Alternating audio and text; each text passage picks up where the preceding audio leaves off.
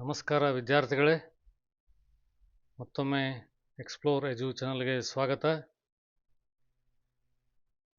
ಈಗಾಗಲೇ ನಾನು honourable court ಏನು ಡಿಸಿಷನ್ ಕೊಟ್ಟಿತ್ತು KA ಮತ್ತು ನೀಟ್ ಕೇಸಿಗೆ ಸಂಬಂಧಪಟ್ಟಂಗೆ ಇವತ್ತು ಏನು ವರ್ಡಿಕ್ಟ್ ಬಂದಿತ್ತು ಅದರ ಬಗ್ಗೆ ಒಂದು ಚಿಕ್ಕದಾದ ವಿಡಿಯೋ ನಾನು ಬಿಟ್ಟಿದ್ದೆ. ಅದರ ಪ್ರಕಾರ ಅದರಲ್ಲಿ ಮುಖ್ಯವಾದ ಅಂಶಗಳನ್ನು ನಾನು ನಿಮಗೆ ಕವರ್ ಮಾಡಿ ಅದರಲ್ಲಿ ಮುಖ್ಯಾಂಶಗಳ ಬಗ್ಗೆ ನಾನು ಸ್ವಲ್ಪ ವಿವರಣೆ ಕೊಟ್ಟಿದ್ದೆ. The highlighted points from the order of the honourable court. ಆವಾಗ ಇನ್ನೂ ಆರ್ಡರ್ ಕಾಪಿ ಬಿಟ್ಟಿರಲಿಲ್ಲ, ಹೀಗಾಗಿ ಮುಖ್ಯವಾದ ಪಾಯಿಂಟ್ಗಳನ್ನು ಕವರ್ ಮಾಡಿ ನಿಮಗೆ ಎಲ್ಲ ವಿವರಣೆಯನ್ನು ಕೊಟ್ಟಿದ್ದೆ. ಅದಕ್ಕೆ ನಿಜವಾಗೂ ತುಂಬ ಒಳ್ಳೆಯ ರೆಸ್ಪಾನ್ಸ್ ಬಂದಿದೆ ಎಲ್ಲ ಕಡೆಯಿಂದ. ಅದರ ಜೊತೆಗೆ ಒಳ್ಳೊಳ್ಳೆ ಪಾಯಿಂಟ್ಗಳನ್ನು ನೀವು ಕಮೆಂಟ್ ಬಾಕ್ಸಲ್ಲಿ ಶೇರ್ ಮಾಡ್ತಾಯಿದ್ದೀರಿ. ಅದರಿಂದ ಎಲ್ಲ ವಿದ್ಯಾರ್ಥಿಗಳಿಗಾಗಲಿ ಅಥವಾ ಪೋಷಕರಿಗಾಗಲಿ ಒಂದು ಹೆಚ್ಚಿನ ಮಾಹಿತಿ ತಗೊಳ್ಳೋದಕ್ಕೆ ಅನುಕೂಲ ಆಗುತ್ತೆ ಅಂತ ಹೇಳ್ಬೋದು. ಯಾಕಂದರೆ ಇವತ್ತಿನ ಕೋರ್ಟ್ ವರ್ಡಿಕ್ಟು ನಿಜವಾಗೂ ಒಂದು ಐತಿಹಾಸಿಕ ತೀರ್ಪು ಅಂತಲೇ ಹೇಳ್ಬೋದು. ಯಾಕಂದರೆ ಇದು ಕೇಸು ತುಂಬ ಜಟಿಲವಾಗಿತ್ತು, ಬರ್ತಾ ಕಾಂಪ್ಲಿಕೇಟೆಡ್ ಆಗಿ, ಅದರ ಜೊತೆಗೆ ಸ್ವಲ್ಪ ಸೆನ್ಸಿಟಿವ್ ಕೂಡ ಆಗಿತ್ತು. ಡಿಲೇ ಆಗಿದ್ದರಿಂದ ಮಕ್ಕಳ ಮಾನಸಿಕ ಪರಿಸ್ಥಿತಿ ಸ್ವಲ್ಪ ಗೊಂದಲದಲ್ಲಿ ಸಿಕ್ಕಾಕೊಂಡಿತ್ತು ಅನ್ನೋದಕ್ಕೆ ಇಷ್ಟಪಡ್ತೀನಿ ನಾನು. ಯಾಕಂದರೆ ಸುಮಾರು ವಿದ್ಯಾರ್ಥಿಗಳು ತುಂಬ ಬೇಜಾರದಲ್ಲಿದ್ದರು. ಯಾವಾಗ ಕಾಲೇಜಿಗೆ ಹೋಗ್ತೀವಿ ಸರ್, ಯಾವಾಗ ಇದೆಲ್ಲ ಮುಗಿಯುತ್ತೆ ಅನ್ನೋವಂಥ ಪ್ರಶ್ನೆಗಳನ್ನು ಕೇಳೋಕ್ಕೆ ಸ್ಟಾರ್ಟ್ ಮಾಡಿದರು. ಬಟ್ ಆದರೂ ಕೂಡ ಲೇಟ್ ಆದರೂ ಕೂಡ ಹೈಕೋರ್ಟ್ನಿಂದ ಒಳ್ಳೆ ತೀರ್ಪು ಬಂದಿದೆ ಅಂತ ಹೇಳ್ಬೋದು. ಸೊ ಇವಾಗ ಡಿಟೇಲಾಗಿ ಆರ್ಡರ್ ಕಾಪಿನ ನಾನು ಡೌನ್ಲೋಡ್ ಮಾಡಿ ನಿಮ್ಮ ಮುಂದೆ ಇಡ್ತಾ ಇದ್ದೀನಿ. ಅದು ಹೆಚ್ಚು ಕಡಿಮೆ ಒಂದು 107 ಪೇಜ್ ಇದೆ. ಎಲ್ಲ ಪಾಯಿಂಟ್ಸ್ಗಳನ್ನು ಅದರಲ್ಲಿ ಕವರ್ ಮಾಡಿದ್ದಾರೆ. ಅಂದರೆ complete history of the case from the beginning till today ಅದರಲ್ಲೆಲ್ಲ ಇರುತ್ತೆ. ಯಾವ ಟೈಮಲ್ಲಿ ಏನೇನು ಆಯಿತು, ಏನೇನು ಡಾಕ್ಯುಮೆಂಟ್ನ ಸಬ್ಮಿಟ್ ಮಾಡಿದರು, ಪೆಟಿಷ್ನರ್ಸು, ರೆಸ್ಪಾಂಡೆಂಟ್ಸು, ಲಾಯರ್ಸು, ಇದೆಲ್ಲ ಇರುತ್ತೆ. ಅದೆಲ್ಲ ನೀವು ಆಲ್ರೆಡಿ ನೋಡಿರ್ತೀರ ಅಂದ್ಕೊಂಡಿದ್ದೀನಿ ನಾನು. ಅದರ ಪ್ರಕಾರ ನೋಡೋದಾದರೆ ಯಾವ್ಯಾವ ಪಾಯಿಂಟ್ಗಳ ಆಧಾರದ ಮೇಲೆ ಇವತ್ತು ಥರ್ಡ್ ಬೆಂಚು ಈ ಡಿಸಿಷನ್ ಕೊಟ್ಟಿರ್ಬೋದು ಅನ್ನೋದನ್ನು ಲೆಕ್ಕ ಹಾಕಿ ನೋಡಿದಾಗ ಕೆಲವೊಂದು ಪಾಯಿಂಟ್ಗಳು ನಮ್ಮ ಗಮನಕ್ಕೆ ಬಂದಿದ್ದಾವೆ. ಯಾವ ಥರ KA ಕಡೆಯಿಂದ ಸ್ವಲ್ಪ ವೈಲೇಷನ್ ಆಯಿತು, ಆಮೇಲೆ ಪೆಟಿಷನರ್ಸು ಯಾವ ಥರ ತಮ್ಮ ವಾದ ಮಂಡನೆಯನ್ನು ಮಾಡಿದರು, ಅದಕ್ಕೆ ಸಪೋರ್ಟಿಂಗ್ ಎವಿಡೆನ್ಸನ್ನು ಯಾವ ಥರ ಕೊಟ್ಟರು, ಮತ್ತು ಎಲ್ಲೆಲ್ಲಿ ಲ್ಯಾಪ್ಸ್ ಆಗಿದೆ ಅನ್ನೋದನ್ನು ಅವ್ರು ಹೈಲೈಟ್ ಮಾಡಿಕೊಟ್ರು ಕೋರ್ಟ್ ಎದುರುಗಡೆ. ಸೊ ಅದರ ಜೊತೆಗೆ ಕೋರ್ಟು ಯಾವ ಥರ ಎಲ್ಲ ಇನ್ಫಾರ್ಮೇಷನ್ನ ತೊಗೊಂಡು ಅದನ್ನೆಲ್ಲ ಎವ್ಯಾಲ್ಯೂಯೇಟ್ ಮಾಡಿ ಅದರ ಜೊತೆ KA ಅವ್ರ ಕಡೆಯಿಂದ ಏನೇನು ತಪ್ಪಾಗಿದೆ ಅನ್ನೋದನ್ನು ಮನವರಿಕೆ ಮಾಡಿಕೊಂಡು NMC ಕಡೆಯಿಂದ ಗೈಡ್ಲೈನ್ಸ್ ಏನೇನು ಬಂದಿತ್ತು, ಅದರಲ್ಲಿ ಎಲ್ಲಿ ವೈಲೇಷನ್ ಆಗಿದೆ KA ಕಡೆಯಿಂದ, ಹೀಗಾಗಿ ಅದನ್ನೆಲ್ಲ ಅವಲೋಕನ ಮಾಡಿ ಇವತ್ತು ಒಂದು ಒಳ್ಳೆ ಡಿಸಿಷನ್ನ ಜಜ್ಮೆಂಟನ್ನು ಕೊಟ್ಟಿದ್ದಾರೆ ಅಂತ ಹೇಳ್ಬೋದು. ಅದನ್ನು ಆರ್ಡರ್ ಕಾಪಿನಲ್ಲೆಲ್ಲ ನೋಡಿ ನಾನು ಏನು ಮಾಡಿದ್ದೀನಿ, ಸ್ವಲ್ಪ ಅದರಲ್ಲಿ ಇಂಪಾರ್ಟೆಂಟ್ ಪಾಯಿಂಟನ್ನು ಸ್ವಲ್ಪ ಎಕ್ಸ್ಟ್ರಾಕ್ಟ್ ಮಾಡಿ ನಿಮ್ಮ ಮುಂದೆ ಪ್ರೆಸೆಂಟ್ ಮಾಡ್ತಾಯಿದ್ದೀನಿ. ಅದರಲ್ಲಿ ನೋಡೋದಾದರೆ ಏನೇನು ಇವತ್ತು ಪಾಯಿಂಟ್ಸ್ಗಳನ್ನು ಕನ್ಸಿಡರ್ ಮಾಡಿದರು ಅವರು, ಅಥವಾ ಅವರ ಆರ್ಡರಲ್ಲಿರೋ ಪಾಯಿಂಟ್ಗಳನ್ನು ನಾವು ಲೆಕ್ಕ ಹಾಕಿ ನೋಡಿದಾಗ what are the observations the court has made before coming to this verdict. Experts of court judgement that is on 5th 12, 2025. ಅದನ್ನು ಒಂದೊಂದೇ ಪಾಯಿಂಟ್ ನೋಡಿದಾಗ ನಿಮಗೆ ಸ್ವಲ್ಪ ಹೆಚ್ಚಿನ ಮಾಹಿತಿ ಸಿಗುತ್ತೆ ಇದರಿಂದ. ಯಾಕಂದರೆ ಕೆಲವೊಂದು ವಿದ್ಯಾರ್ಥಿಗಳು ಇದ್ರ ಬಗ್ಗೆ ರಿಕ್ವೆಸ್ಟ್ ಕೂಡ ಮಾಡಿದರು, ಆರ್ಡರ್ ಕಾಪಿ ಬಂದ ಮೇಲೆ ಸ್ವಲ್ಪ ಸಮರೈಸ್ ಮಾಡಿ ಇನ್ನೊಂದು ವಿಡಿಯೋ ಮಾಡಿ ಅಂತ ಹೇಳಿ. ಸೊ ಅದರ ಪ್ರಕಾರ ಒಂದು ಸ್ವಲ್ಪ ಹೆಚ್ಚಿನ ಮಾಹಿತಿಗಾಗಿ ನಾನು ಇದನ್ನು ವಿಡಿಯೋ ಮಾಡ್ತಾಯಿದ್ದೀನಿ. ಅದನ್ನು ನೋಡೋದಾದರೆ ಫಸ್ಟ್ ಪಾಯಿಂಟು ಕೋರ್ಟ್ ಅಬ್ಸರ್ವ್ ಮಾಡಿದ್ದೇನಪ್ಪ ಅಂತಂದರೆ, excluding students from consequential seats in R3 is unfair and arbitrary and not legitimate. ಇದನ್ನು ನಾನು ಮುಂಚೆ ವಿಡಿಯೋದಲ್ಲೆಲ್ಲ ನಾನು ಆಲ್ರೆಡಿ ನಿಮಗೆ ಎಕ್ಸ್ಪ್ಲೇನ್ ಮಾಡಿದ್ದೀನಿ. ಅವ್ರನ್ನ ಹೊರಗಡೆ ಇಡಬಾರ್ದಾಗಿತ್ತು ವಿದ್ಯಾರ್ಥಿಗಳನ್ನು ಕನ್ಸಿಕ್ವೆನ್ಷಿಯಲ್ ಸೀಟ್ಸಿಂದ ರೌಂಡ್ 3ನಲ್ಲಿ. ಸೊ ಹೀಗಾಗಿ ಅದು ಅನ್ಫೇರು, ಆರ್ಬಿಟ್ರರಿ ಮತ್ತು ನಾಟ್ ಲೆಜಿಟಿಮೇಟ್ ಅನ್ನೋದನ್ನು ಆನರೇಬಲ್ ಜಡ್ಜಸ್ ಕೂಡ ಅದನ್ನು ಅಬ್ಸರ್ವೇಷನಲ್ಲಿ ಹೇಳಿದರು ಮುಂಚೆ ಇರೋ ಹಿಯರಿಂಗಲ್ಲಿ. ಆಲ್ರೆಡಿ 3 ಹಿಯರಿಂಗ್ ಆದ ಮೇಲೆ ಇದು ಜಜ್ಮೆಂಟ್ ಬಂದಿದೆ ಥರ್ಡ್ ಬೆಂಚಲ್ಲಿ. ಸೆಕೆಂಡ್ ಪಾಯಿಂಟ್ ನೋಡೋದಾದರೆ, allowing new students disturbed the merit and made counselling OPEC. ಇದನ್ನು ಆನರೇಬಲ್ ಜಸ್ಟಿಸ್ ಬ್ಯಾನರ್ಜಿ ಅವರು ಇದನ್ನು ಅಬ್ಸರ್ವೇಷನಲ್ಲಿ ಇಟ್ಟಿದ್ದರು. Allowing new students disturbed the merit and made counseling opaque. This was not as per the guidelines set by NMC and even the KA. Third ರೌಂಡಲ್ಲಿ ಅದು up round ಆಗಬೇಕಾಗಿತ್ತು, seat ಜಾಸ್ತಿ ಆದಮೇಲೆ third round ಅಂತ convert ಆಯಿತು. Third ರೌಂಡ್ನ procedure ಪ್ರಕಾರ ಮುಂಚೆ ಫಸ್ಟು ಮತ್ತು ಸೆಕೆಂಡ್ ರೌಂಡ್ ಯಾವ ಗೈಡ್ಲೈನ್ಸಲ್ಲಿ ಮಾಡಿದ್ರು ಅದೇ ಗೈಡ್ಲೈನ್ಸಲ್ಲಿ ಕಂಡಕ್ಟ್ ಮಾಡಬೇಕಾಗಿತ್ತು. ಹೊಸ ವಿದ್ಯಾರ್ಥಿಗಳನ್ನು ಅಲೌ ಮಾಡ್ದೇ ಮಾಡಬೇಕಾಗಿತ್ತು ಕಂಟಿನ್ಯೂಸ್ ಆಗಿ. ಮಾಪಪ್ ರೌಂಡಲ್ಲಿ ಸ್ಟ್ರೇ ವೇಕೆನ್ಸಿನಲ್ಲಿ ಅವ್ರು ಅಲೌ ಮಾಡಿದ್ರೆ that is a different issue. That is regularly ಪ್ರತಿ ವರ್ಷ ಆಗೋ ಥರನೇ. ಸೊ ಹೀಗಾಗಿ ಅವ್ರು ಅಬ್ಸರ್ವ್ ಮಾಡಿರೋದೇನೆಂದರೆ allowing new students during the third round counselling disturb the merit and made counselling opaque. Transparency ಕಡಿಮೆ ಆಯ್ತು ಅದ್ರದ್ದು. ಥರ್ಡ್ ಪಾಯಿಂಟ್ ನೋಡೋದಾದರೆ students who have been allotted seats in previous rounds have right to take part in round 3 for upgrade in consequential vacancies or seats as this was round 3 not mop-up round. ನಾನು already ಹೇಳಿದೆ ನಿಮಗೆ, ಇದು mop-up round ಆಗಿರಲಿಲ್ಲ, regular third round ಥರನೇ conduct ಮಾಡ್ತಾಯಿದ್ರು. So ಅದರ ಪ್ರಕಾರ ಎಲ್ಲ ವಿದ್ಯಾರ್ಥಿಗಳಿಗೆ ಫಸ್ಟ್ ರೌಂಡಲ್ಲಿ ಸೆಕೆಂಡ್ ರೌಂಡಲ್ಲಿ ಏನು ಸೀಟ್ ಅಲಾಕೇಟ್ ಆಗಿತ್ತು ಅವರಿಗೆ ರೌಂಡ್ 3ನಲ್ಲೂ ಕೂಡ ಭಾಗವಹಿಸೋದಕ್ಕೆ ಹಕ್ಕಿತ್ತು. To claim the consequential vacancies or even the new seats added to that. Only they allowed them to participate in the new seats. That is some unfair practice from the KEA. KEA has no set rules. KEA has no set of rules but develop the same from time to time. ಇದನ್ನು already hearing ಟೈಮಲ್ಲಿ ಇದ್ರ ಬಗ್ಗೆ discussion ಆಯಿತು. NMC guidelines ಇದ್ದರೂ ಕೂಡ ಅಥವಾ MCC guidelines ಇದ್ದರೂ ಕೂಡ ಸ್ಟೇಟ್ ವೈಸ್ ಕೌನ್ಸಿಲಿಂಗಿಗೆ ಕರ್ನಾಟಕ ಎಕ್ಸಾಮಿನೇಷನ್ ಅಥಾರಿಟಿಗೆ ಸಪ್ರೇಟಾಗಿ ಅಥವಾ ರೆಸ್ಪೆಕ್ಟಿವ್ ಸ್ಟೇಟ್ಸ್ ಅಥಾರಿಟಿಗೆ ಗೈಡ್ಲೈನ್ಸನ್ನು ಸೆಟ್ ಮಾಡೋದಕ್ಕೆ ಅವ್ರದ್ದೇ ಆದ ಕೌನ್ಸಿಲಿಂಗ್ ಪ್ರೊಸೀಜರ್ನ ಫಾಲೋ ಮಾಡೋದಕ್ಕೆ ಕೂಡ ಒಂದು ಕ್ಲಾಸ್ ಇರುತ್ತೆ. ಅದರ ಪ್ರಕಾರ ಮಾಡಿರ್ತಾರೆ. But from the beginning of the counselling they we are not having any the master document for the guidelines. ಅದನ್ನು ರೌಂಡ್ 1, 2 ಅಥವಾ ಯಾವುದೋ ಟೈಮಲ್ಲಿ ಏನೇನು ಮಾಡಬೇಕು ಅನ್ನೋದನ್ನು ಆಯಾ ಟೈಮಿಗೆ ತಕ್ಕಂಗೆ ಅವ್ರು ಬಿಡ್ತಾಯಿದ್ರು.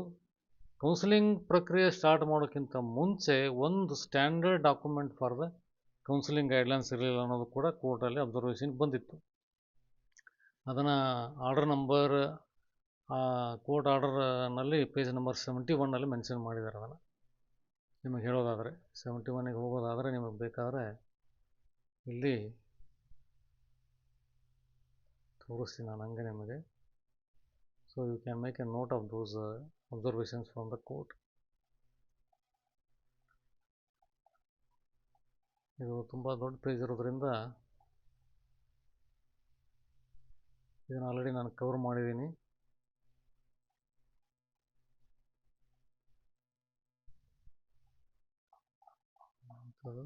KEA has no set of rules.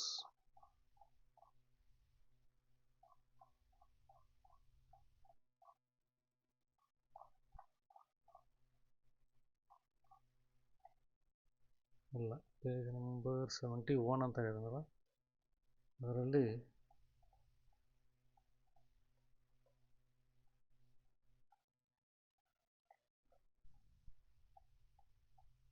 KEA-ನಲ್ಲಿ ಇರಲಿ ತೋರಿಸ್ತೀನಿ ನಾನು ಆಮೇಲೆ. Let us continue with the next point. KEA failed to disclose about 2 stages of round 3. ಇದು 72 ಪೇಜಲ್ಲಿದೆ. ಅದನ್ನು ಒಂದು ಸರಿ ನೋಡೋಣ. ಪೇಜ್ ನಂಬರ್ ತಪ್ಪಾಗಿ ಬರೆದಿರಬಹುದು.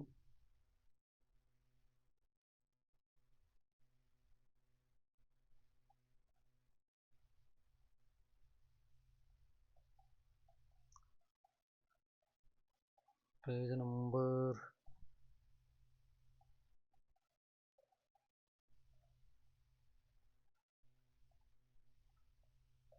ಇಲ್ಲ, ಇರಲಿ, ನನಗೆ ನೋಟ್ ಮಾಡ್ಕೊಂಡಿದ್ದೀನಿ. KEA has no set of rules but develop the same from time to time. ಆಮೇಲೆ ಒಂದು ಸರಿ ಗೋತ್ರು ಮಾಡೋಣ. ಆರ್ಡರ್ ಕಾಪಿನ ಅದರಲ್ಲಿ ಸಿಗುತ್ತೆ ನಿಮಗೆ. KEA failed to disclose about 2 stages of round 3. ಅದನ್ನು 2 ಸ್ಟೇಜಸಲ್ಲಿ ಮಾಡ್ತಾರಂತ ಮೊದಲೇ KEA ಅವರು ಡಿಸ್ಕ್ಲೋಸ್ ಮಾಡಲಿಲ್ಲ. ಆಮೇಲೆ 2 ಸ್ಟೇಜಲ್ಲಿ ರೌಂಡ್ 3ನ ಕಂಡಕ್ಟ್ ಮಾಡಿದರು. The disparity of counselling process followed by KEA and MCC. ಅದು ಲಾಸ್ಟ್ ಟೈಮು ಹಿಯರಿಂಗ್ ನಡೆದಾಗ ಅದರ ಅಬ್ಸರ್ವೇಷನ್ಗೆ ಬಂತು. MCC has 3 plus 1 set of counseling, but whereas KA has 2 plus 2 set of counseling ಅನ್ನೋ ಥರ. ಸೊ ಅದಕ್ಕೆ ಅವರು ಏನು ಹೇಳಿದರು, MCCನವರು ಫಾಲೋ ಮಾಡೋ ಕೌನ್ಸಿಲಿಂಗ್ ಪ್ರೊಸೆಸನ್ನು KA ಅವರು ಫಾಲೋ ಮಾಡ್ಬೋದಾಗಿತ್ತು, ಥರ್ಡ್ ರೌಂಡನ್ನು ಒಂದೇ ಸರ್ತಿ ಮಾಡ್ಬೋದಾಗಿತ್ತು ಅಂತಲೂ ಕೂಡ ಹೇಳಿದರು. KA denied fair opportunity based on merit in round 3. KA denied fair opportunity based on the merit. Since they allowed the new entrants, that the transparency became less visible to the students and it has become opaque ಅನ್ನೋ ಥರ ಹೇಳಿದರು. Petitioners have right to participate for the consequential seats or round 3 when new entrants allowed. ಅದರ ಪ್ರಕಾರ ನೋಡೋದಾದರೆ, ಅವಾಗಲೇ ನೋಡಿದ್ವಲ್ಲ point ಅಲ್ವಾ,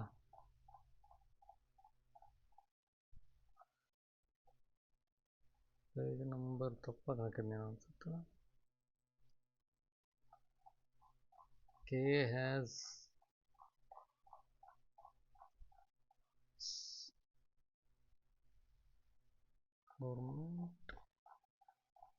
ಬೇಡ,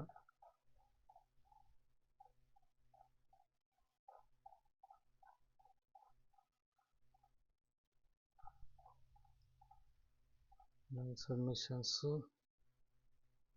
The petitioners have right to seek allotment in the consequential seats when new entrants are allowed to participate in the second selection round of the third stage. ಅದೊಂದು point ನಾನು ಹೇಳಿದೆ ನಿಮಗೆ ಇವಾಗ. Counseling is for 820 seats, that is 443 plus 377. 443 new seats plus 377 are consequential seats. Observe the regulation 17 set by NMC. 443 seats inducted even after the counseling process began underway, but continue to add them as the both parties agreed as per the paragraph 9 in the order copy. ಕೋರ್ಟ್ನವರು observe ಮಾಡಿದ ಪ್ರಕಾರ 443 seats were added during the mid of the counselling process, but ಅವರು clear ಆಗಿ ಎರಡೂ ಪಾರ್ಟಿಗೆ ಕೇಳಿದರು regulation 17 continue ಮಾಡ್ಬೋದೇನಂತೇಳಿ. Since both parties agreed, so the 443 seats were retained back in the counseling process. Observe the decisions from the apex court in various similar cases.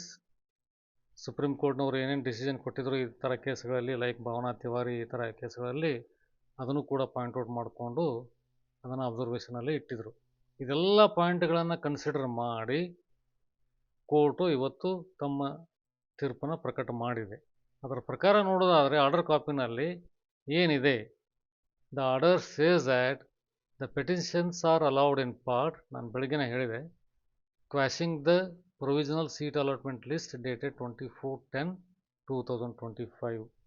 Provisional list cancel ಮಾಡಿದರು, ಪೆಟಿಷನರ್ಸನ್ನು ಪಾರ್ಟಾಗಿ allow ಮಾಡಿದ್ರು. ಅಂದರೆ ಒಬ್ಬರು ಪೆಟಿಷನರ್ಸನ್ನು dismiss ಮಾಡಿದ್ದಾರೆ initially, R1 ಅಂತ ಇರ್ಬೋದು ಅದು. ಆಮೇಲೆ KA is issued with the following directions. Court KA ಅವ್ರಿಗೆ ಏನೇನು ಹೇಳಿದೆ ಅಂದರೆ, to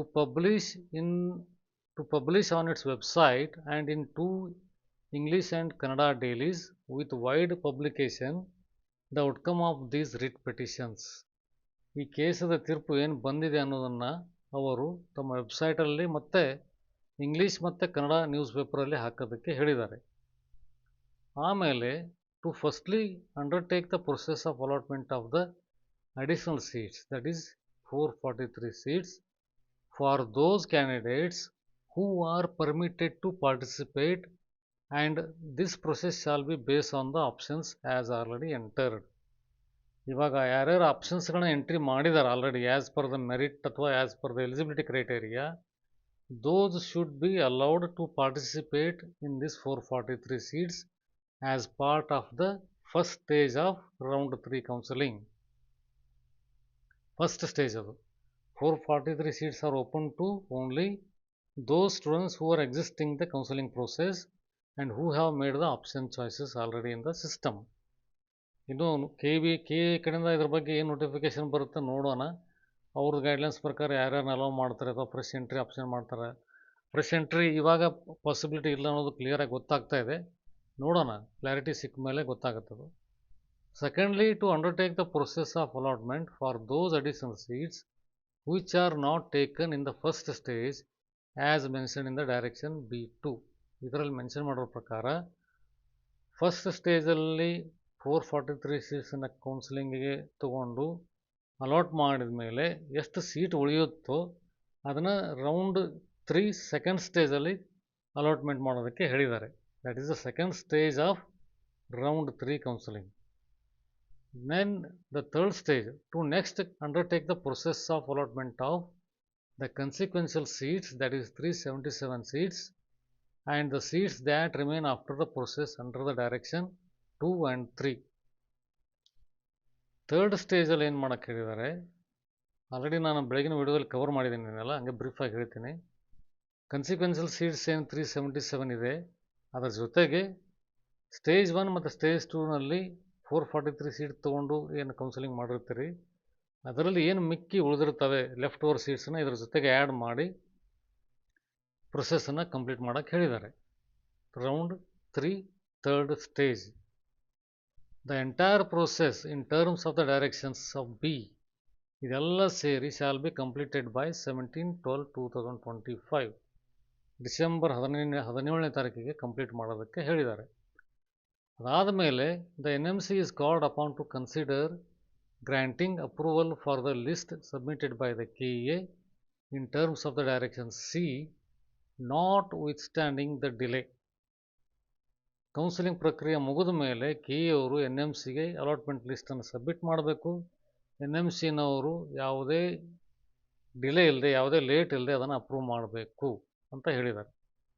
the NMC when it proposes additional intake for the next academic year and the states publishes seat matrix for such additional seats are directed to consider the circumstances outlined and observations in the paragraph 9 of this judgment.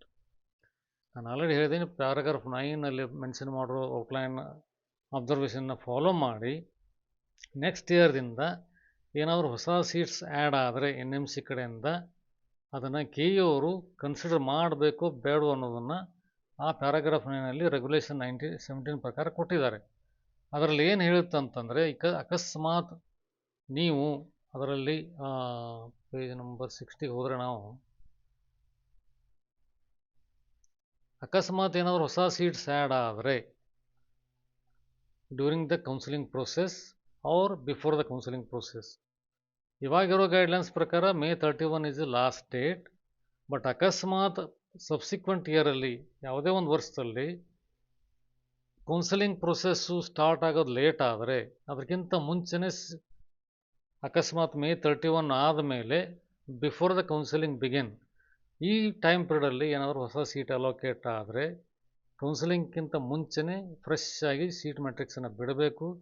ಅದಾದ ಮೇಲೆ ಸೀಟನ್ನು add ಮಾಡಬೇಕು. Counselling process start ಆದಮೇಲೆ ಯಾವುದೇ ಹೊಸ seats ಬರಲಿ, ಯಾವುದೇ ಹೊಸ ಕಾಲೇಜಿಗೆ ಪರ್ಮಿಷನ್ಸ್ ಸಿಗಲಿ, ಅದನ್ನು ಆ್ಯಡ್ ಮಾಡೋದು ಬೇಡ ಅಂತ ಕ್ಲಿಯರಾಗಿ ಹೇಳಿದ್ದಾರೆ.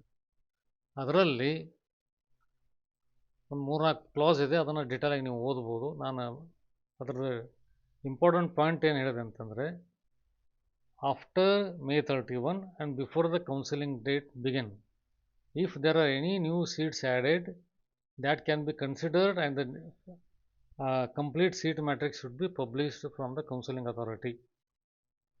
After that, once the counseling begins, there shall be no new seats added and new college to be permitted ಅನ್ನೋ ಥರ ಹೇಳಿದ್ದಾರೆ.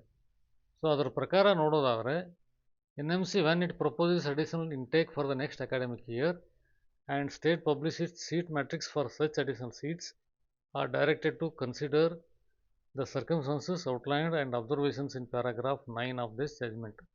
ಅದರ ಪ್ರಕಾರ ಮಾಡೋದಕ್ಕೆ ಹೇಳಿದ್ದಾರೆ. ಮೋಸ್ಟ್ಲಿ ಅದು May 31ಗೆ ಸೀಮಿತವಾಗಿರುತ್ತೆ. ಸೊ ಇಷ್ಟು ಇದರ ಜಜ್ಮೆಂಟದ ಔಟ್ಲೈನು, ಸಮರಿ ಇದೆಲ್ಲ ನಿಮಗೆ ಸಿಗುತ್ತೆ ಕಂಪ್ಲೀಟಾಗಿ. ಅದರ ಪ್ರಕಾರ ನೀವು ಬೇಕಾದ್ರೆ ಒಂದು ಸರ್ತಿ ಕಂಪ್ಲೀಟಾಗಿ ನೀವು ನೋಡ್ಕೋಬೋದು ಆರ್ಡರ್ ಕಾಪಿನ. ಸೊ ಹೀಗಾಗಿ ಇವತ್ತಿನ ಜಜ್ಮೆಂಟು ನಿಜವಾಗೂ ನಾನು ಬೆಳಗ್ಗೆ ಹೇಳ್ದಂಗೆ ಎಲ್ಲ ವರ್ಗದ ವಿದ್ಯಾರ್ಥಿಗಳಿಗೆ ಸಮಾಧಾನ ಕೊಡುವಂಥ ಒಂದು ತೀರ್ಪು. ಪೆಟಿಷನರ್ಗೂ ಕೂಡ ಒಂದು ಕಾಲಾವಕಾಶ ಕೊಟ್ಟಿದ್ದಾರೆ ಇದರಲ್ಲಿ, just to take a participation in the counselling. ಅದಾದ ಮೇಲೆ ರೌಂಡ್ 3 ಸ್ಟೇಜಸಲ್ಲಿ ಮಾಡಿ ಎಲ್ಲರಿಗೂ ಅವಕಾಶ ಕೊಟ್ಟಿದ್ದಾರೆ. ಸೊ ಯಾವುದೇ ಸೀಟು ವೇಸ್ಟ್ ಆಗಲ್ದಂಗೆ, ಎಲ್ಲಿನೂ ಮೆರಿಟ್ಗೆ ಧಕ್ಕೆ ಆಗಲ್ದಂಗೆ, ಮತ್ತು ಯಾವುದೇ ವಿದ್ಯಾರ್ಥಿಗಳ ಮನಸ್ಥಿತಿಗೆ ಧಕ್ಕೆ ಆಗಲ್ದಂಗೆ ತೀರ್ಪನ್ನು ಕೊಟ್ಟಿದ್ದಾರೆ.